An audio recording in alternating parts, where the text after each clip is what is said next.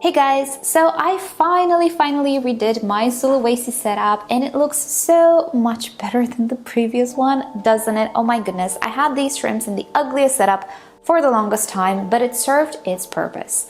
And well, it took me so long to come up with a new setup because I actually failed once. Yeah, I had a failed setup, which we're gonna talk about today. But first and foremost, let me show you how I put together this tank and then talk a little bit more about the shrimps, the cardinals. This is the only species that I have for now, but I'm hoping that I will have the opportunity in the future to have different species as well. They can live together in the same tank, they're not known to crossbreed, so I'm ready with the setup whenever, if ever, the opportunity arises. Alrighty, so let me show you how I put together the setup.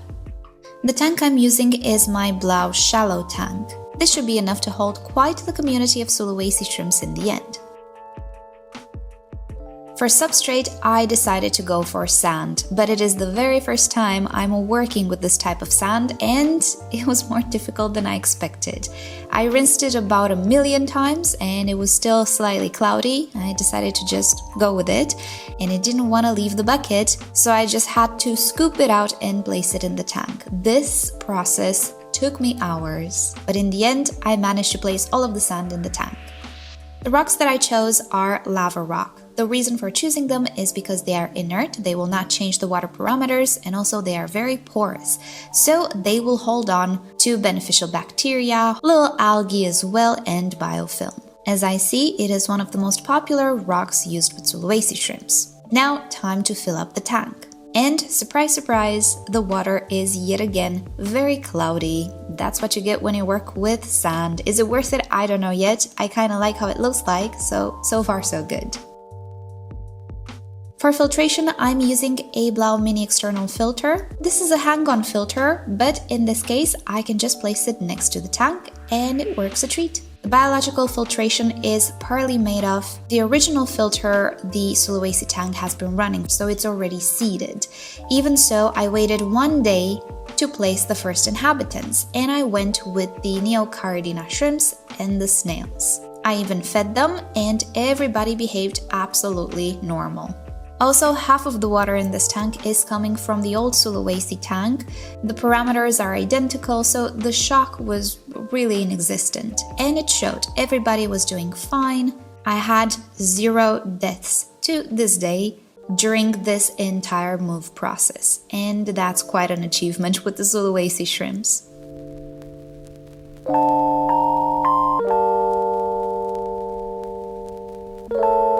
The next day, it was time to catch the Sulawesi shrimps, and if washing the sand took long, catching the Sulawesi shrimps took longer. They are so hard to catch, nothing like the Neocardina shrimps, which just seem to walk into the net by themselves. No, the Sulawesi shrimps run away from the net. They seem to have very good vision, and also once you do catch them, they do not want to come out of the net. Using normal fish nets is not a good idea because they get stuck in the net. I'm using shrimp nets and I don't have much of a problem, but even so, as you can see, they really do not want to leave the net and I have to really push them to do so. I'm acclimating them in a food container in the tank rather than the drip method, and this is because the parameters are identical. The only thing that might be slightly different, because I'm using 2 different heaters, is the temperature. So that's why I placed the container inside the tank so the temperature becomes identical. I'm also using 2 of the rocks that I used in my previous Sulawesi tank because they are full of little algae and biofilm. So to kickstart the production of little algae in this tank, and just to make sure that the shrimp do have something to eat until the rocks become covered in algae, I'm just gonna use these. They do not match the decor, but it's fine. So now, time to release the Sulawesi shrimps, and that's always satisfying to see everybody just getting acquainted with their new home. And from the get-go, surprised to see the Sulawesi shrimps did not hide quite at all. They found the snails and they found the other shrimps, and they just felt like home, literally. I was so pleased with how everything looked. They were not even shy anymore. I could just walk around the tank and they would not be scared. They just got to work and started to clean up the rocks, which, by the way, I think still had some dried algae from my previous setup. I rinsed these rocks as best as I could, but dry algae, hair algae, is hard to remove. But that's okay because they really enjoyed it. And seconds after introduction, rather than hiding, they started to check out the environment, and I could not be more pleased. And here we are. This is about 3 weeks later after setup. You can see I changed the light. The light right now is a little bit yellow.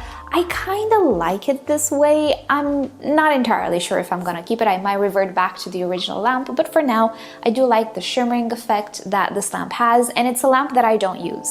I like it and I could never find a setup for it because it's not necessarily the best in my opinion for plants, but it gives a nice shimmery effect and the coloration is nice to my eyes. So I'm gonna use it here since it is strong and promotes algae as well. But yeah, I don't know if I'm gonna keep it. Anyway, things have been going tremendously well. I did not have any casualties. The Sulawesi shrimps seem to be a lot more confident in this setup. And I do believe I said Sulawesi shrimps about 1,000,000 times in this video. Let's call them cardinals, right? Okay, so the cardinals are not at all shy in this setup. I purposely placed the smaller rocks in front so that they have a place to eat and just spend some time in front of the tank so I can see them better. And it worked a treat. They actually do that. They don't really seem to be that scared as I approach the tank anymore either, which is great. The snails absolutely love to burrow in the sand, but this constantly creates a little bit of cloudiness in the tank, which, you know what, it's fine with me. It's not that the tank is not cycled, it's just particles of very fine sand. I'm hoping that in a few months, all of this will disappear and it will be filtered by the filter. But for now, yeah, they stir up the sand quite a bit. But overall, I do really enjoy the sand.